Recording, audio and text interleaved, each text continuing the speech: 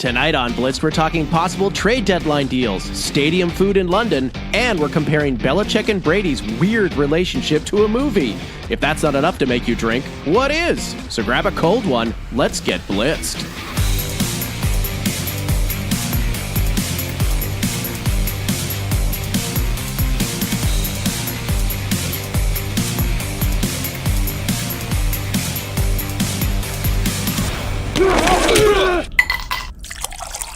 Welcome to Blitzed, where we talk NFL and rate popular drinks at the same time.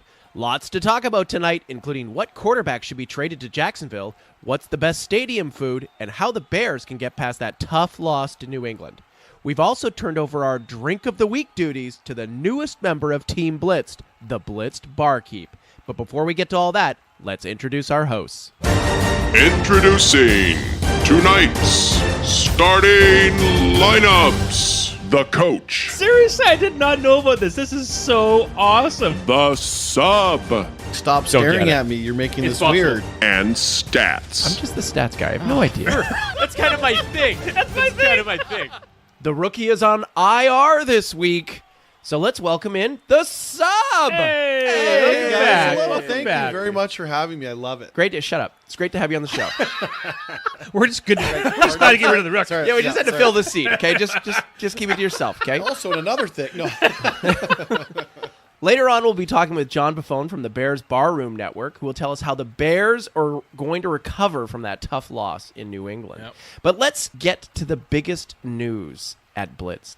We now have an official bartender. Awesome. Isn't that the best? The Blitzed Barkeep from Bill's Mafia will be making a drink of the week for us from now on.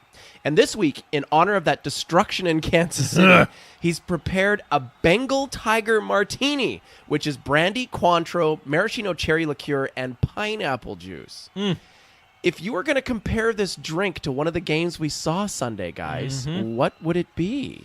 I got this. Oh, Coach, Okay. what do you And got? it's a bit of a personal thing. So this drink is it's sweet. I would almost look at it as a bit underrated because it's something no one really knows about, but it is a gorgeous drink. And the one thing I can equate this to is Drew Brees. The guy got into the 500 echelon club, but he's got the point where now he's beat every single team in the league, including his own, which sounds kind of funny. But that's true. You know, right? Somehow he's beaten his own team, obviously with the Chargers. But, you know, it's such a cool Well, stat. John Gruden can say that, though. Oh, No, for legitimate reasons. oh, I got you. Where were you going I with that? he actually literally beat up his own team. Yeah. Oh, I see. Oh, isn't that giving away his clever? best Yeah. Oh, Yes, yeah, yes. yeah. We I'm thought, giving you credit. yeah, we thought you were being clever. Yeah. I would never do that. Yeah, fair enough. But that's just it. Like I'm a huge fan of Breeze, and the fact that this guy seems to be under the radar and clearly one of the best quarterbacks of all time, especially being a little bit on the smaller side. He just gets it done. He's just a machine, and he's just smooth. He's sweet, and he's such a good character guy. So for me, this is a smooth, sweet, awesome drink, and so is Drew Brees. So your game of the week was Drew Brees. It was him winning against the Ravens to get that very strange but cool title of having a quarterback beat every team in the league. All right, Sub, what do you got? See, I'm going to go the other way from Coach here. I think it's more of a Browns-Buccaneers game. Oh. That's how the drink kind of approached me. Ugly? Potentially looks good, really good potential. Oh, Yeah. sweet. Good matchup. Okay. A lot of different flavors Okay. playing together. True. This could have some oomph to it. And then just wildly disappointing. You were trying to scrape off the chocolate on the inside of the glass and the pineapple kind of stinging my back of my tongue. Oh. I mean, memes for days with, after the Browns, missed that field goal to win. Baker I Mayfield, know. I thought he was going to cry on the sideline. And so I just think it had so much potential. Jameis, the Browns, are they good? Yep. But no. Well, the drink had potential to be great, but then at the end, at the very end of the drink, it's still the Browns. Wow. Yeah. So some would say that the problem is the individual pieces, and Yeah. yet others would say it's the chemistry of the drink. Perhaps. That's the problem. That's right. Others, Looks good. still others, would blame the person that mixes it all together. The one in charge. In There fact, you I go. would probably do that. In this case, I would do the And we mixer. could call The mixer. The barkeep is fine. The barkeep chose well. So our GM chose well. Well, no, we could call the but our barkeep. mixer sucks. We could call the barkeep Hard Knocks. We all watched it. We all watched it happen. Thought, oh, this is going to be great, and then we realized when push come to shove, it's the same. All right. That's Well, why I'm the sub, I guess. there you have it. So if you'd like to find this recipe and what we'll drink next, just visit blitzdnfl.com and check out Blitzed Barkeep's blog, which is called Behind the Sticks. Nice. First down. The Bears had their hopes and dreams crushed by the evil empire on Sunday. So what movie do you think tells the best story of the Belichick and Brady relationship? I want this. Coach? Oh, yeah. Coach, you're jumping in? Oh, I love it. you know what? I want the sub to kind of like jump in there. I mean, he looks like he's sweating over there. He's so nervous on this one. I am That's nervous. true. I'm Yeah, nervous. super a lot nervous. going in my brain. And as much as I suck at this, I don't know what's going through his right now. So we'll see. So my movie, maybe I'll get you guys to try and guess this if I keep kind of teasing it out here. Okay. This is one of the most famous duos of all time. They are in many horror movies. They are thematic to Halloween. A constructed human being. Oh, you think Frankenstein and Frankenstein. This is the duo. Dr. Frankenstein, the mad genius. Ethically challenged, some might say. Who has created this human being who has extended their lives. That human being's tall and kind of clumsy. Let's be honest. yeah. So far, I'm with you. Yeah. I got flat head. Yeah. So Belichick is Dr. Frankenstein, and Brady is his creation. Oh, it's alive! It's alive! It's alive! It's alive! And they don't necessarily get along, of course, right? And there's a little bit of tension there. Yeah. But you know what? They've been successful in their endeavors. Let's just say Endeavors? endeavors. Okay. This is my Halloween take. This is my Halloween like it. take. Very spooky. Yeah, very spooky. Very yeah. time Dr. appropriate. Frankenstein. Very time appropriate. Yeah. Yep. I see. With me, the Frankenstein had the moral compass. He knew what he was doing. It was the question of should we do it or can we do it? Right. The science. That's always the debate with science. Can we do it? We True don't enough. worry about the consequences. And he really wanted Frankenstein's monster to love him. Does he, Whereas though? Belichick, I don't think gives a shit if Brady likes him or not. Does he care about anybody No, loving like, him? And in this scenario, though, who's Igor? Like Giselle? I think Edelman. That's Edelman. Like It's Edelman's actually Igor? Edelman, yeah. Yeah. Definitely Edelman. Totally. No.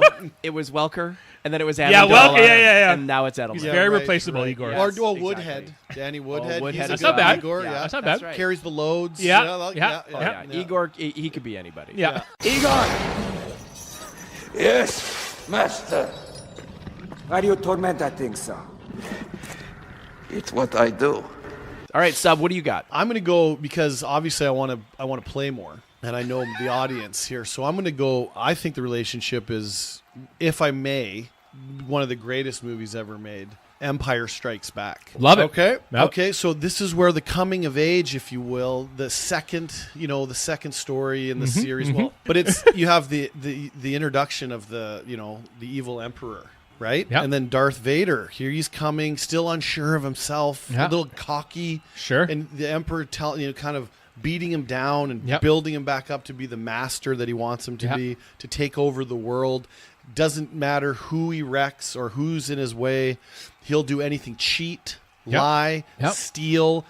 Take your kids away, kill Ooh. your Go on. wife. Go on. Yeah. Kill your wife. Do anything just for the victory. He doesn't care. There's no feelings involved. That's Belichick. What is thy bidding, my master? There is a great disturbance in the Force. Vader, conflicted. Brady, he's like, I want to do good. I like kale shakes, but I like to also, I want to win. Deflate the ball. Yeah. I'll cheat a little. I also like Yeah. to lie and destroy cell Right? phones. Exactly. It happens. Right? It happens. He It destroys happens. cell phones, like choking out, the necks, and Yeah. this is his cell phone. Right? The deflating of the balls, Ugh. deflating of the good. And I think the Empire Strikes Back is for me hits home with the Belichick Brady relationship. If you only knew the power of the dark side. Perfect. Because I really do think that when Belichick retires or Brady retires, whichever comes first, or maybe the same time, Yep. Brady's either going to kill Belichick by throwing a ball at him and he dies, and then that's the end. He becomes good, or when he leaves the Patriots, you'll get the tell-all Right. about what the relationship was really like, and he's good. You'll have that moment like the Players Tribune when I read about Kobe Bryant, and I actually changed my opinion of him. Huh. The You know competitive. what? He's out. I was going to say, hey, Sub, do you ever want to come back on the show? No, yeah, sorry. No. I have a big heart. I look for the good in everyone. Hey, I may have drafted him, but you're out. You're out. I'm out. Yeah, no, Coach, thanks for bringing me in. It was great. It was a great run. Yeah. That's good. Guy flamed out in the first quarter. Wow. Okay, can I offer my take on this one here, guys? I don't Please, like I've it. been waiting on bated breath. Okay. So my movie is The Other Guys. Ah, yeah. Have you guys seen yes. The Other Guys? What top 5 for me? So One Mark of the funniest Wahlberg, movies. Will Oh, yeah. Ferrell. Okay, my reference God. has nothing to do with those two. In my mind, Belichick and Brady they're actually Danson and Highsmith, the two super cops that everyone looked up to at the very beginning, you mean? Yes. Yeah, The Yeah, Rock yeah, and yeah. Samuel. Yeah. Yeah. So they've got a track record of dubious success, right? But despite that, they've had so much success that I don't think that they think that they can do anything wrong now. Hey, you shut your face. If we want to hear you talk, I will shove my arm up your ass and work your mouth like a puppet. You hear me? You hear me? I mean, look at that game against the Chiefs a week ago. Oh, yeah. No punts and no penalties called against them. First time that's ever happened in NFL history.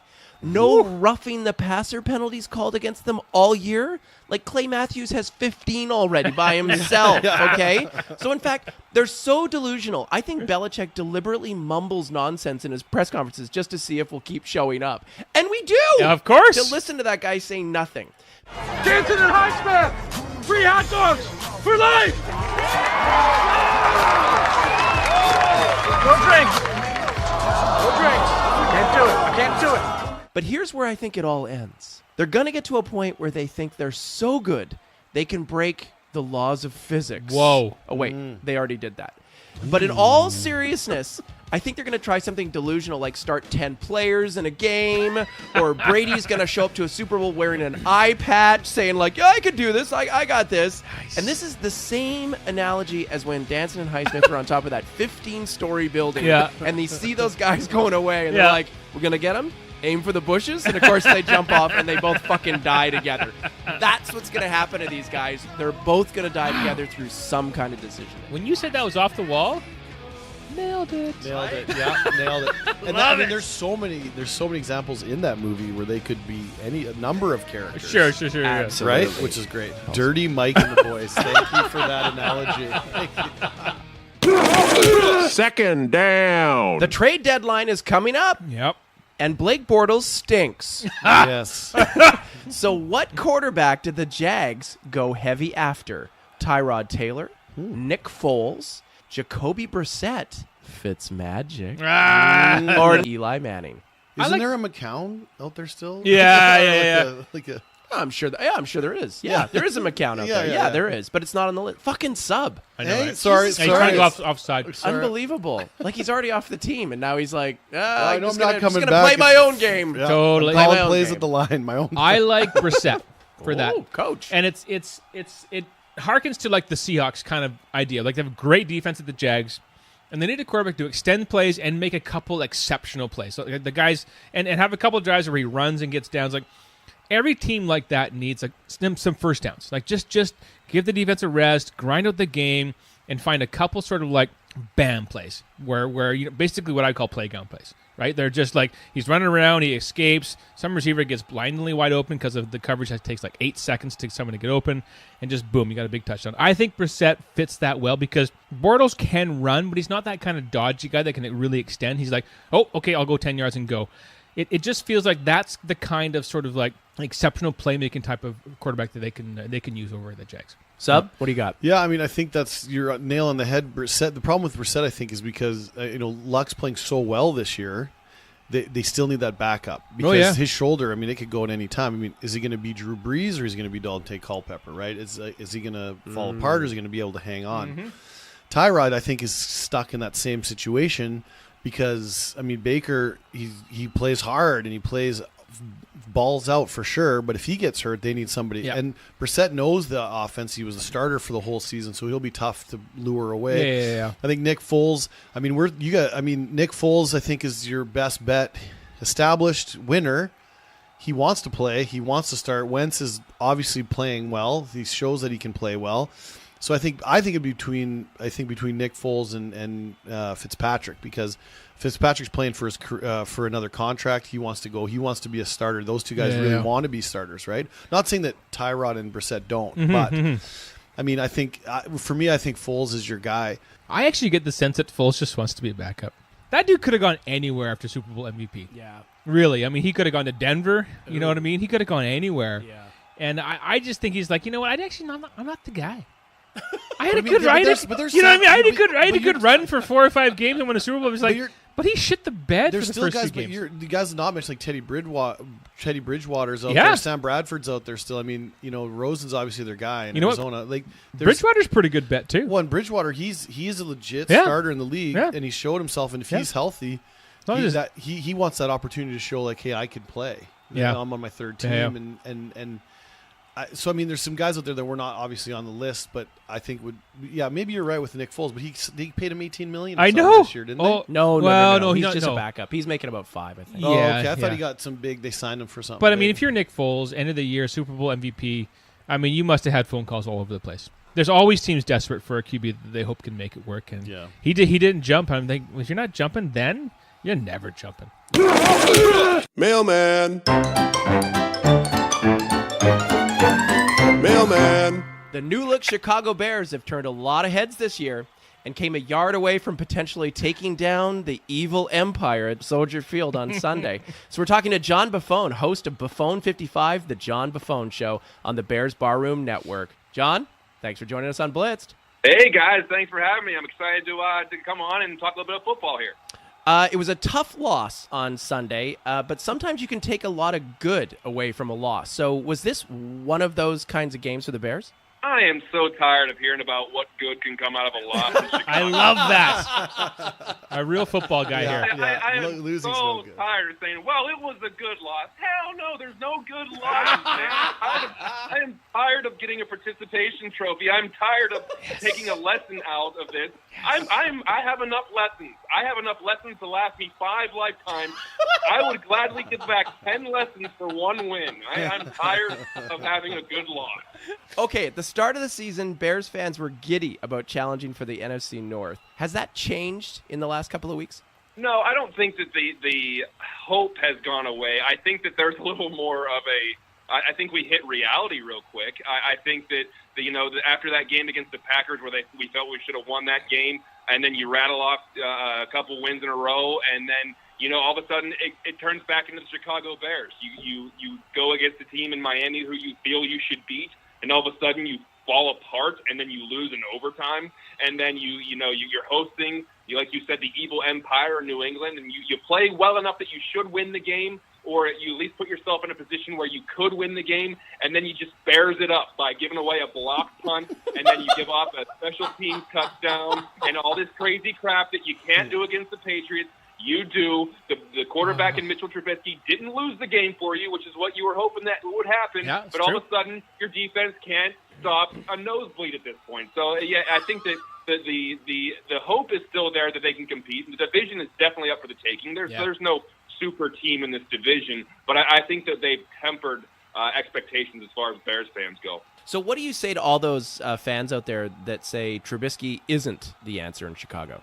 Well, I've been saying this since, the beginning of the year, and even last year. I mean, he is still basically a rookie if you look at it. I mean, what in the hell does 1 year to John Fox offense with Dowell Loggins going to get you? I mean, he learned how to hand the ball off really well. So, okay, great.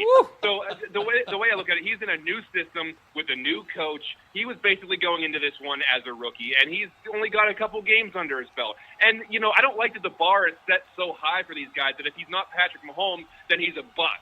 I mean, this guy put up 6 touchdowns against the Bucs. He played well enough to beat the Patriots, played well enough to beat Miami. He might not be Joe Montana. He might not be Aaron Rodgers. Hell, he might not even be Joe Flacco. But at the same time, he could be the right quarterback for the Bears. Yeah. He might turn into an Alex Smith guy who was a very slow developing quarterback who everyone thought sucked in his first 4 or 5 years of playing in San Francisco, and all of a sudden turned into a pretty damn good quarterback. So maybe he's one of those guys that is going to have to progress. God forbid we have to progress somebody like they used. Maybe it takes 2 or 3 years before you hit your peak. I'm sorry that he's not a superstar after a half of a season. That doesn't always happen. Mm-hmm. So I'm sticking with the fact that this guy can still be the Bears quarterback. And with this defense and with the offensive weapons, he doesn't have to be Aaron Rodgers. He doesn't have to be Drew Brees or anybody else. He can just be Mitch Trubisky being efficient with the ball and trying to make a couple plays to put his team in a position to win. Hey, John, can you dial up the energy? This is putting us to sleep here, man. I'm sorry, guys. Yeah, how do you really feel? I took my melatonin. It's late over here on the East Coast. I'm sorry. Well, you've used the word bears as a verb, which was great too. Like, I love bears it. up. It was great. That was Oh, awesome. hey, you follow that team long enough, it becomes a verb. I use it in my everyday life. Like if I screw something up that's in every day, like, oh man, did I Bears the hell out of that? I'm not even talking about football half the time. So it just becomes part of your vocabulary. So, John, if Bears it up means what I think it means, what does Browns it up mean? Well, that's just putting like the word we're talking about. If you bear it up, that's just cluster bearing it up. Pretty much. Let's get into the really hard-hitting questions now. I mean, this is important. This is the meat of our show. Oh, my. And speaking of meat, Wembley Stadium was selling a $22 2-foot-long hot dog at the Chargers-Titans game on Sunday. Tell us, what's the best food to have at Soldier Field? Oh, God, not a 2-foot-long hot dog. I know, right? I'm a pizza guy. I'm sorry. I can't help it. I love pizza and deep dish. I'm a Chicago pizza guy through and through. If that thing is a foot thick, give me it. Yeah, I want a pizza that looks like a lasagna, and I have to almost cut through it with a hacksaw to get everybody a piece of it. And there's obviously there's steak sandwiches that are dipped in its own grease. I mean, the Midwest isn't exactly al fresco. If you so anything that can be dipped in grease is probably pretty good. Love it. We heard recently that Amari Cooper was traded to the Cowboys today for a first-round pick. Rumor has it that Gruden's ready to offer the Bears 3 first-rounders for Khalil Mack. Is that a deal you make? Well, yeah, because then we can trade him back for another second-round pick. You just keep passing it back and forth, and eventually you're going to have the Raiders picks. I mean, that guy is just tired of Oakland. He's playing for Vegas right now. He's got 3 first-round picks next year. I mean, it sounds like he doesn't really want Carr there, and I guess the Raiders have an option where they can basically get out from under Derek Carr after next year with only $7 million in dead cap after next year. So that you might be seeing a new quarterback in Oakland / Las Vegas in the next couple of years as well, which might mean that Carr could be on the trading block. Wouldn't he look good in Jags colors? I'm sure they would love him. Oh yeah, that's a good call. So on the subject of trades, if you were pulling the strings in Chicago right now, what one trade do you think you could pull off to help the team immediately? Oh man, you're looking at some of the guys that it's all about who's available. And I know that Patrick Peterson's available in Arizona right now. You don't think that the Bears need a lot of cornerback help, but the depth is what's big. So honest to goodness, I know that I haven't checked out his contract. I'm pretty sure it's through the roof. But if they could give a mid-round pick for Patrick Peterson, maybe shore that up, because right now they got to learn how to adjust, and that might mean putting a couple more defensive backs in some formations because they're getting just ripped apart on quick passes. So maybe they need to change their defensive packages up a little bit. So maybe you bring in a Patrick Peterson. This is all fantasy. That's never going to happen. Not in a million years. In fact, they're not even in like some of the top 5 teams. The Patriots, the Eagles, and some of the other contenders are probably going to go after him. But that's a guy. As far as people who are available, I don't want to give up any more draft picks. We gave up enough draft picks so far because we had to give up a second for Anthony Miller as well to get him in this year's draft, and then you give up a couple first rounders for Khalil Mack. So I'm good with giving up draft picks for right now. I think we'll probably should just stay put. So you got New England's best on Sunday, and they head to Buffalo next week. What advice would you give to the Bills? Press the freaking wide receivers. Did you see what happened? Amen. All they did was nickel and dime. Yeah. You know how you beat the Bears? You neutralize the pass rush, and then you do a quick pass, and then you have a defensive coordinator that absolutely refuses to adjust to anything. So it's like, you know that meme, you know that meme with the dog in the fire that, this is fine. That was the Bears defense. It's like, it's okay. We have a great front four. We're gonna get a lot of pressure. Well, not if the quarterback's only holding the ball for half of a second. So you got to get up on the line. You got to jam Edelman. You got to jam Gordon. If they're going to try to nickel and dime you the whole way down the field, yeah, you might give up a big pass every once in a while, but you can't die by 1,000 little cuts. I'd rather take a sword to the chest than 1,000 little nicks and cuts across my body. So you got to trust the receiver. So speaking of sword to the chest, we're comparing Belichick and Brady's relationship to a movie this week. Oh, boy. So what movie do you think tells the best story of their relationship? Oh man, I checked out your social media interaction. There's a lot of good ones on there. I was trying to think outside of the box. You know, I'm going to go White Men Can't Jump. I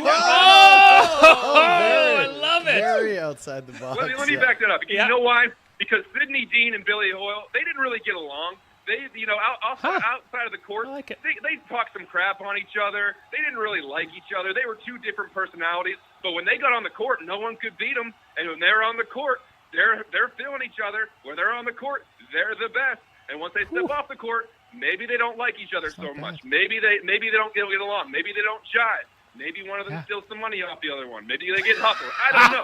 What I'm saying is, when those guys are on the field, they're the best. But when they're off the field, they're not exactly the best of friends. They're not hanging out. But when they're on, they're on. It's pretty. It's so pretty. We go with Sizzler. Please tell me that Rosie Perez is Giselle. I was just going to say that. Rosie Perez, Billy's got a foreign girlfriend. I mean, come on.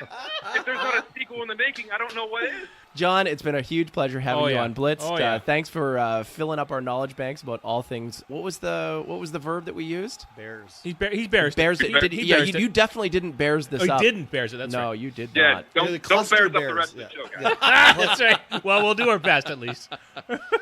Thanks again for joining us, John. That was awesome. Hey, guys, thanks for having me. I hope to do it again sometime. That was John Buffone, host of Buffone 55, the John Buffone Show on the Bears Barroom Network. You can also follow John on Twitter at JDBuffone. Third down. At the Chargers-Titans game in London on Sunday, fans could buy a $22 2-foot-long hot dog covered in macaroni and cheese that would feed a family of raccoons for a week. What's the best food you've ever had at a game? What, $22 or 22 pounds? $22. It was 17 pounds. If we're going to get into the currency. He's the stats guy. I like that. I want the stats guy to give us the stats. Yeah. Wow. Yeah. Does beer count? Yes. Okay, then sold. So any beer ever. That was the best food I ever had. Pretty much just beer. Yeah.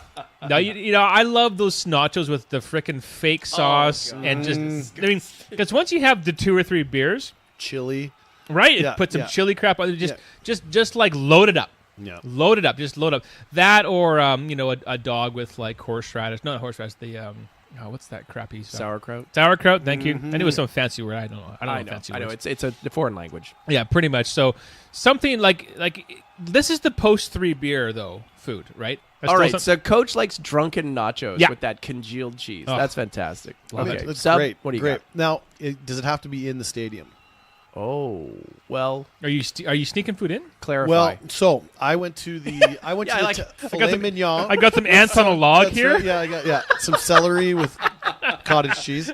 No, I went to the Texans home opener 3 years ago against the Chiefs. Yeah. And I'll tell you that the best food I had ever at a sporting event was the tailgate there. So we're at Houston barbecue. Sure. It was dry rubbed ribs, pulled pork. There's this corn. And then a Tex-Mex kind of buffet, if you will. Oh. The gentleman we partied with had been friends tailgating in the same spot since Houston inception, and they always tried to outdo each other. So we got in the middle of this war, and I was a neutral party, at the time. Yeah. And so I go, I can be the judge, no problem. Like Switzerland. Yeah, I'm Switzerland of it, and it was honestly some of the greatest food I've ever had. This guy had a pot of chili, and on the top of the pot of chili, he put cornbread. Ooh. So he put it in this barbecue, that's wood chip barbecue, and baked the cornbread baked on the chili to finish it off. Dollop of sour cream. Oh. So I didn't even eat food in the stadium. I was so full and uncomfortable at the game. It was great. It was unreal. But if I'm going stadium food, I got to go with the coach, steamy dogs, like the sweaty wrapped in tinfoil dog. I know. Where it's like the bun is like almost a sponge. Yeah. But it's not. You can still eat it. You know what I mean? Like I know. Yeah, sweating. It's sweating. Yeah, you're not going there for like healthy food. You're going there just to eat some crap to wash down the like beer. I said, chili before in quotation marks because it's not really. It's just brown, creamy. Yeah. It's like brown cheese. Just that looks kind of like just chili. some salty brown stuff. That's right. Nothing tastes better than those onions that they've cut up that that 4 people's kids have put their snotty hands through before you. Yeah. But you cover your dog in those. Yeah. Little mustard, little ketchup. Eyes in are there. watering a smidge. Oh, just so good. You bite into that future cold that you're going to get. Exactly. It's just amazing. But you love every minute of it. Oh, God. Yeah. Oh, yeah. That's what it's all about. Well, and of course, some big play happens while you're trying to eat it too, so you have to stand up and your drinks are everywhere, cheese dripping down your arm. You're not a true fan unless you've got mustard stains on the jersey. Oh, of course. Oh, yeah. You know The jeans on the back where you wipe your hand on your butt. Yeah. Absolutely. Yeah. Or your wife's jacket. Yeah, Of course. Yeah, that's where I wipe my stuff. Yeah. Or the guy in front of you is like patting him on the back. Good play. Way good to play. go, buddy. Yeah, we did it. We did it. 4th down. While covering the pregame in London, sideline reporter Melissa Stark was hit in the head with an errant football on air. Nice. Now, she's a true pro. Yeah. She soldiered through. She made it through her. Report. But I have a question. Should the NFL now institute a roughing the reporter fine? Considering what's happened this year, on par. It's coming, right? On par. It's coming. It's absolutely coming. Well, that security lady in Jacksonville, like separated shoulder, right? Right? Yep. Right? Yep. Wow. So what's the penalty for that? Interesting. Got to be a suspension, don't you think? I would think so. No, I would think like first quarter. Oh, you got to sit for a quarter. Yeah, sit for a quarter. Like, how bad are you if you hit a reporter right? on the sideline? Like, really? Right? Really? So anyway, I like just that. Sideline reporters. I mean, I think they're in danger. They should be protected. The league should protect them. Or we go mandatory helmet wearing. That's not bad. I like that. Yeah, because there's now penalties for not wearing knee pads, and you have to be fully padded up, and all the receivers are complaining that they can't run as fast because they have to wear knee pads and thigh pads. If you're on the sideline, I mean, you have to protect yourself. It's dangerous. Head on a swivel. It's dangerous. Helmet. Because she's not looking at the play. Like, she's basically an unprotected reporter. Yeah. Right? Blindside hit. Exactly. That's what that is. It's a blindside hit. Well, do you get a lineman then? Maybe the backup linemen guard the reporters? Oh, that's not bad. That's not bad, but they're not good with the ball. Like, it's flying through the air. Like, That's they true. always fumble it around. Yeah, Hands team. Maybe the hands team? The hands team, or maybe a DB. Like, the DB won't catch it, but at least he'll deflect Yeah, it. hit it away from Yeah, her. just hit it away. Yeah. Just hit it away. Yeah, maybe. That's okay. not bad. Okay. Yeah, we could do that. I like the hands team. Yeah. Yeah, I like yeah. like Gronk standing in front of her, or Like- Thielen, or whoever you put on for an onside kick, Yeah, or yeah. there's going to be a Hail Mary at the end. You always put that offensive Yeah. guy out Yeah, there. yeah. They could just bat it down. Well, in Bat it baseball, down. they have the bullpen bat catcher, so like the third string quarterback could be watch her too as well. I don't trust him. Give him something. Because he's got a clipboard and he's looking at it. Like, That's he just get it. distracted. Yeah, you're right, He get you're distracted. right, Like, he's you're pretty right. useless. All right, so we're clear on this. We're going to fine, and we're also going to. He's back in the fucking bag. I know. I thought we were done. My fault. That is my fault. See, I need a Sub sideline into the food reporter. See, again. this is Yes. why we can't have linemen on this show. That's because exactly they'll eat during right. segments. You can't leave food out.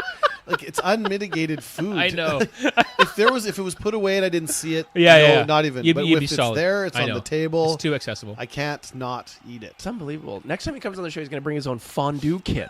Or bib. Oh, shut up. See, the coach. I'm digging the fun. Not one coach love linemen. Coaches love linemen. We have to. We're the heart of the team. Absolutely. Yeah. There it is. Without linemen, there's no football. So fines for Melissa. Oh, right, Starr. yeah, right. Okay, so Yeah. fine. So fine, 1 quarter fine, half Yeah, game. I like the idea of sit for a quarter. Yeah. Make them wear helmets. Yep. I like that, and let's put a lineman in front of them from now on. Done. Okay. Because think about it. Nobody knows the names of linemen anyway. So how great is that if you're a lineman and you're going to go, you face away from her when you're on the air. And so everyone gets to see your name, Perfect. you know, this is and not marketing. necessarily your face, because who wants to look at linemen? And your weird number that no one wanted. Right? Exactly. Yeah. 72. Yeah, no, I was thinking Like, 72 like, too. what? Yeah. Is there a 104? Yeah. That's weird. And we're doing 3 digits That's right. now. That's right. People just like, you just made the team. Yeah. You're either 69 or 71. Yeah. No one wants that. No one wants No, those numbers. no. All right, let's wrap it up All there, right. guys. Hey, all right. Great show. Hey, big shout out to John Buffone. Huge. Joined us from the Bears Barroom Network. Huge. John, what a pro. It was a Unbelievable. pleasure. Now, Pleasure. again, he's got to work on his energy level. It's a little too Yeah, low. right. A little too low. And his opinions weren't so clear. Yeah, Yeah, that's yeah. just Yeah. it. Yeah, he's a bit of a wallflower. Yeah, you could do the Will Ferrell voice modulation classes. Yeah. That'd be pretty good. And He you know, was what? awesome. And as badly as he fucked up the show tonight, you know what? Sub, thanks for sitting in for us. Hey, Pleasure again, to have you. Really, truly, it is always great to get the call, and thank you very much for giving me another opportunity. Yeah, You guys are I think he kind of embarrassed it. Do you think so? He embarrassed it. He embarrassed it Yeah. big time. At least I didn't cluster. Yeah. We'll let the fans decide. Anyway, thanks for joining us, and talk to you next time on Blitz.